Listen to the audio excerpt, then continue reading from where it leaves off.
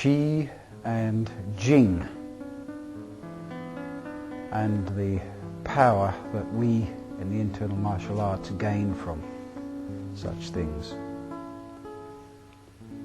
There is a difference between Chi and Jing in that Chi can be likened to water, whereas Jing can be likened to the steam that is produced from water when we boil it. A lot of people like to put a lot of mystical things upon Chi and Jing. A lot of people like to say there are 10,000 different types of Jing, there are 10,000 different types of Chi. This is not true. There's only one type of Chi and one type of Jing. You can say, I guess they could say, well, okay, in Taiji there's Ang Jing, or there's Pang Jing. But what they should really say is, okay, there's only one Jing and there's one Chi, but there are many different ways of using it. Chi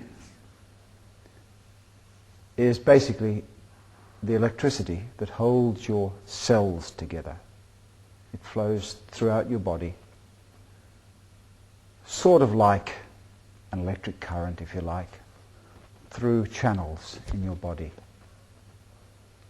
It literally holds our very cells together through the interaction of negative and positive, just like a battery does. When we die, of course, the flow of energy then stops and our cells break down because they're not being held together anymore, and we go back to Mother Earth. Everyone has Chi.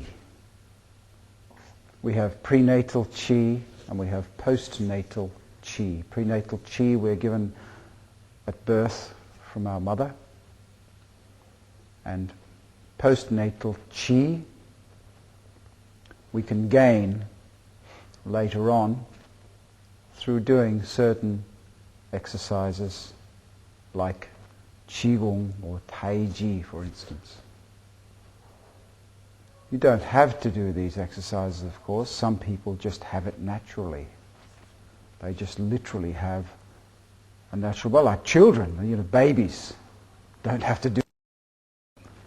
It's only as we grow older that we start living like sophisticated human beings, that we lose that childlike state. So basically what we're trying to do when we're trying to gain the Chi again, or a natural amount of Chi, is to go back to that childlike state, but to maintain our grown-up human qualities, of course. So Chi is like electricity. It flows throughout our body, keeping us healthy and well, keeping all of our organs well. Basically, it's used for ourselves. Jing, however, is the working part of Chi.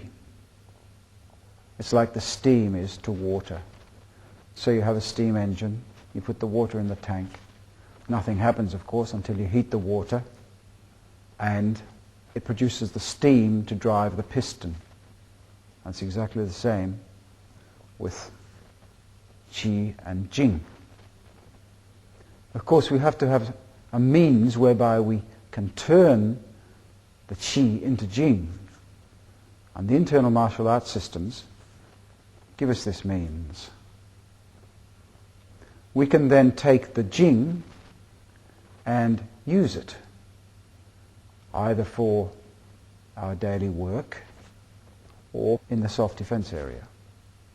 And of course, all of this stuff was invented in China, so hence it's all based in the martial arts and the healing arts, because there's not one person in the whole of China who is not in some small way affected or touched by Chinese martial arts.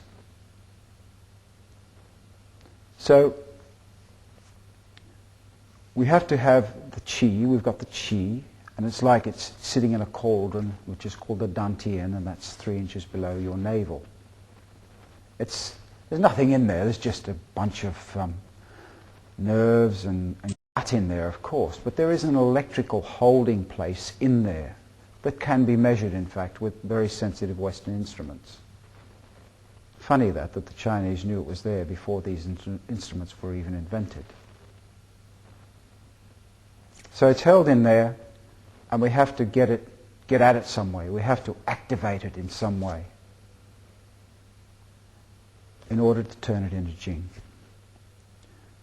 And we activate it by heating it up, heating the dantian up. It's called the cauldron. It holds the qi.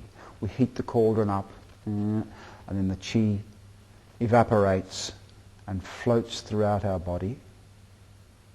And then it finally comes into the marrow of your bones, where it is, in fact, condenses, distilled, and it turns into marrow in your bones.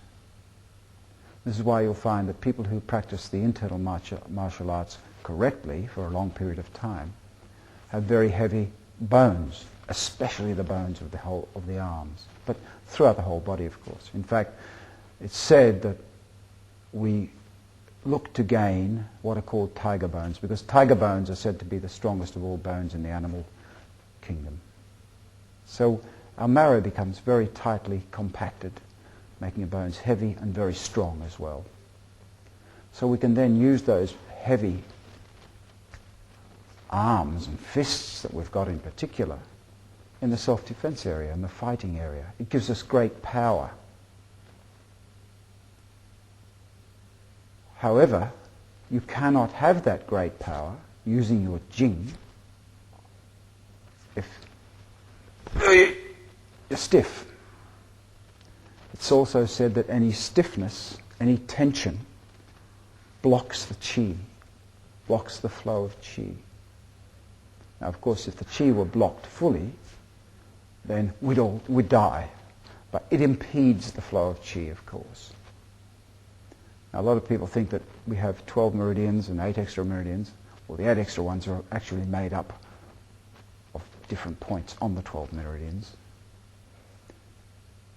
So we have 12 meridians, but there's only one flow of qi. So you impede the qi flow, for instance, through the gallbladder meridian, and you impede the flow through all the meridians. It's like having a hose going like this, different parts of the hose all joined together. If you put a block in here, you're going to stop the water to all of the hose, aren't you? So we have these heavy bones produced by the heat in the cauldron, distilling the qi into Jing and then condensing down into fat or marrow in the bones. So that when we do our self-defense in the internal martial arts way, which is in a sung state, which I've already spoken about in these lessons, you get very heavy arms. So that when you hit something, of course, you can hit something from a very short distance, and you get